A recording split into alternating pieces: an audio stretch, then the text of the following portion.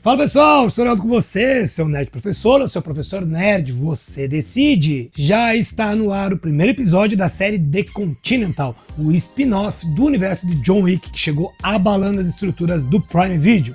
E parece que o pessoal do Jeff Bezos acertou em cheio, porque o primeiro episódio, Irmãos de Armas, vem completo, com tudo que o fã de John Wick espera. Tem tiro, porrada e bomba para todo lado, tem intriga, tem assassino estranho e tem o Continental com Mel Gibson. Cara, tá muito bom. Então, bora para essa análise.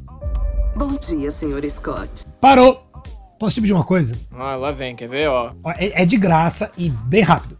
Clica no gostei, ajuda muito o canal. Coisa bem simples, mas ajuda a ganhar alcance. E se você ainda não está inscrito, se inscreve também. Você sabe que não tem limite de inscrição aqui no YouTube, né? Você pode se inscrever em quantos canais você quiser. Então ajuda o pequenininho aí. Ativa as notificações para receber os vídeos que eu trago aqui no canal, sempre para te informar e te entreter. E se gosta de John Wick, Winston e companhia, comenta aqui embaixo o que você tá achando da série, o que você espera dessa série. Espero que a viagem não tenha sido desagradável. Primeira classe. O gerente do hotel solicita o prazer da sua companhia. Bem-vindo ao Continental. I'm a sensation.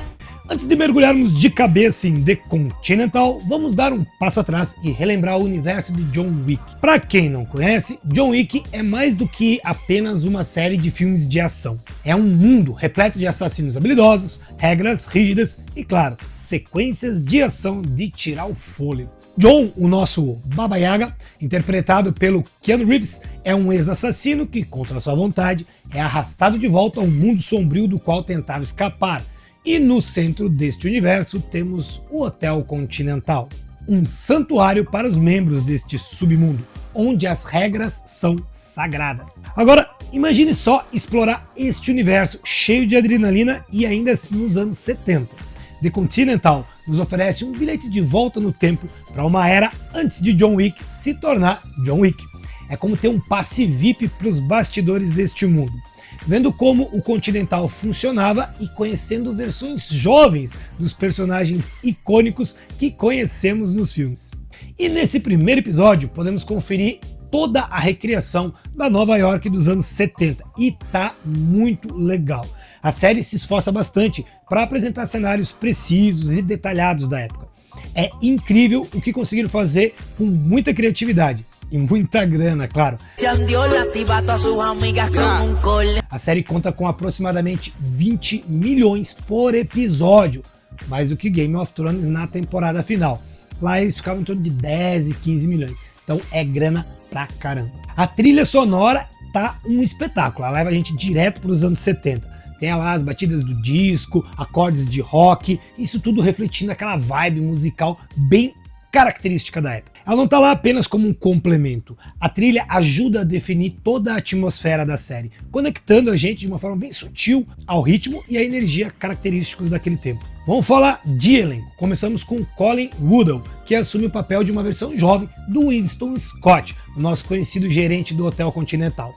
A série vai nos dar um vislumbre de como que o Winston conquistou a sua posição no mundo do crime lá nos anos 70. Para quem não sabe, Colin já mostrou seu talento em séries como The Purge e Designed Survivor. A Omid Adegun também está no elenco, interpretando uma versão jovem de Cheryl, o fiel gerente de recepção do hotel, um papel que nos filmes foi de Lance Reddick, e o cara tá muito bom no papel. O Reddick deve estar se sentindo bem representado lá de cima. Para quem não sabe, o ator faleceu agora em março desse ano. Na série, Sharon trabalha de perto com Cormac e auxilia o Winston em sua missão para encontrar o Frank Scott. Falando em Frank Scott, ele é interpretado por Ben Robinson e é o irmão de Winston, e é ele quem começa a ação na série. Ele vai ser o pivô desse primeiro episódio, mas eu vou falar mais daqui a pouco quando começarem os spoilers. A esposa de Frank, Ian, é interpretada por Yoon Kate. Temos Mark Musashi e Marina Mazepa interpretando os assassinos João e Maria. Esses dois interpretam aqueles tipos bem esquisitos que a gente adora. Os caras são muito estranhos. Na cena do elevador eu fiquei olhando para eles e sério, eu cheguei a cair no tal do Vale da Estranheza. Finalizando o elenco principal, tem o astro de ação, aquele que dá peso ao elenco, tanto que o nome dele vem primeiro nos créditos, Mel Gibson, que dá vida ao atual gerente do Continental, Cormac. Cormac é uma figura de peso no submundo do crime. Ele literalmente controla a cidade, inclusive a polícia. Ainda tem muita coisa para aparecer na série. A gente teve uma leve menção sobre a alta cúpula, quando Kate McCrath, que vai interpretar a juíza, ela aparece no interrogatório do cúmplice do Frank, lá do roubo que eles vão ter.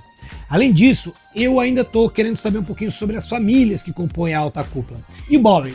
Será que veremos um Morfeu, quer dizer, um Bowery King mais jovem? Será que ele tem idade para estar aqui? Será que ele já está ativo nessa hora? Bom, agora que você entendeu que a série tá boa mesmo, bora para os spoilers do primeiro episódio. Por sua conta e risco, hein? Vamos lá! O episódio começa em preto e branco.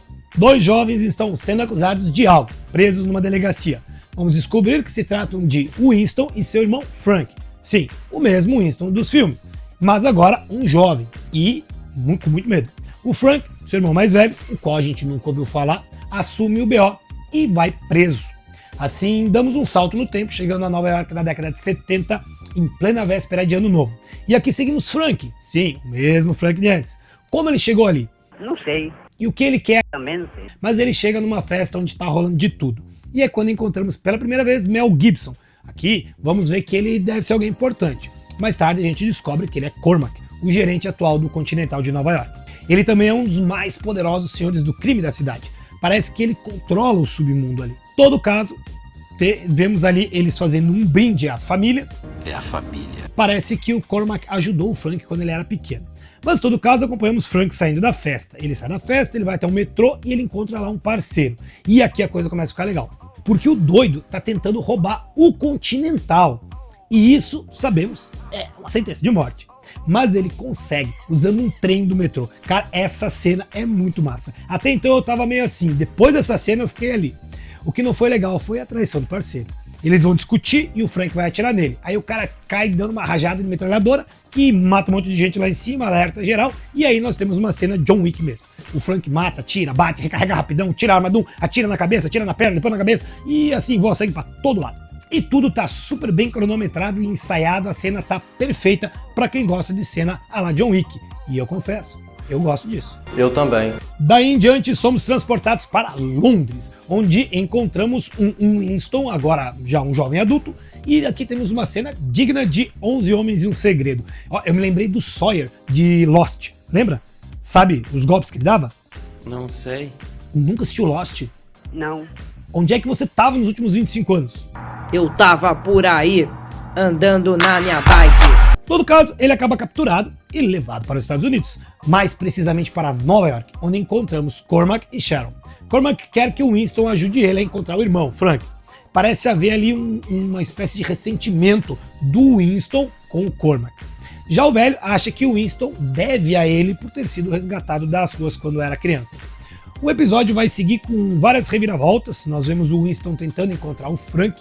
E em meio a isso encontramos alguns dos antigos amigos de Winston e conhecemos um pouquinho do passado dele. Um deles, inclusive, dá até um carro para ele.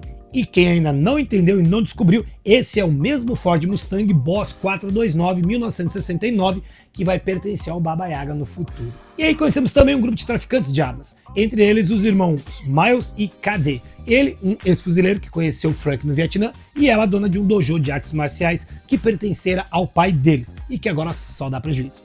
Nesse episódio eles não vão fazer muito, tá? Mas eles vão aparecer e vão ser importantes pro desenrolar da série com toda certeza. Quem na verdade faz bastante é Yen, a pequena oriental que é esposa de Frank. Essa sim é casca grossa. Primeiro que ela salva ele lá com um táxi no início. Ela quase mata o Winston no cinema quando ele encontra o esconderijo dela e do Frank.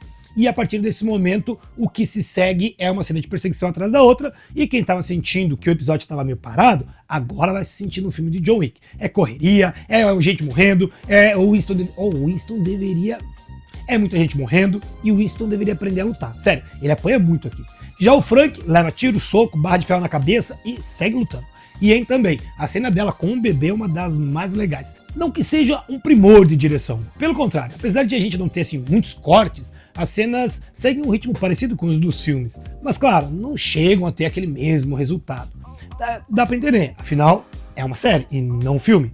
Mas aqui a gente vai descobrir que o Frank roubou é a prensa que faz as moedas de ouro usadas no Continental. Depois disso a gente vai conhecer os gêmeos. E eu falei desses dois, eles trazem um grau de estranheza que ficou muito legal. E eles são os que causam mais estrago no final do episódio, porque eles conseguem atingir a Yen e matam o Frank, que na verdade ficou para trás para que o Winston e a Yen pudessem escapar. Só para o Winston ir até o dojo, encontrar os irmãos traficantes de armas e soltar aquela frase icônica. Eu preciso de armas. Muitas armas. E esse easter egg encaixou muito legal. Agora temos que aguardar o episódio 2, que também vai vir com média de 90 minutos. Assim como o episódio 3, que também vai ser o episódio final. Que pena. Ah, quase que eu esqueci sobre a aparição da juíza. Essa mulher, ela usa uma espécie de máscara e trabalha diretamente para a alta cúpula. E ela estava na sessão de tortura do traíra do Frank. E essa deve ser uma espécie de vilão. Eu acho que a gente vai ver o Winston fugindo do Cormac e dela. Mas lá no último episódio ela deve chegar colocando banca, vai decidir por tirar o Cormac da gerência e colocar o Winston no lugar dele. Essa é a minha opinião. Qual que é a sua? Comenta aqui embaixo. Mas a gente vai ter que acompanhar para ver. Eu sinceramente gostei muito do primeiro episódio, ele estende o universo dos filmes, mas eu acho que faltou um pouco mais do hotel. Afinal, o nome da série é The Continental, e eu estava esperando saber um pouco mais sobre o universo que envolve ele. No fim, temos bastante dos irmãos Scott. No IMDb, a série está batendo 7,6. No Rotten Tomatoes, tem 50% da crítica, mas a audiência está gostando, com 83%. Normal essa divisão, né? No Shippo ainda não tem muitas avaliações, mas a equipe deu 5 estrelas. Minha nota até o momento é 8. Gostei pra caramba, mas eu espero que venha mais. Vou acompanhar a série. E você? Me conta aqui nos comentários o que você tá achando de The Continental. Lembra do like e de compartilhar o vídeo para ajudar o canal. Fica aqui com esse vídeo aqui, ó, sobre mais uma série que tá trazendo de volta, dessa vez o universo zumbi de The Walking Dead, Daryl Dixon. Confere minhas análises dos episódios 1 e 2. Forte abraço e se cuidem.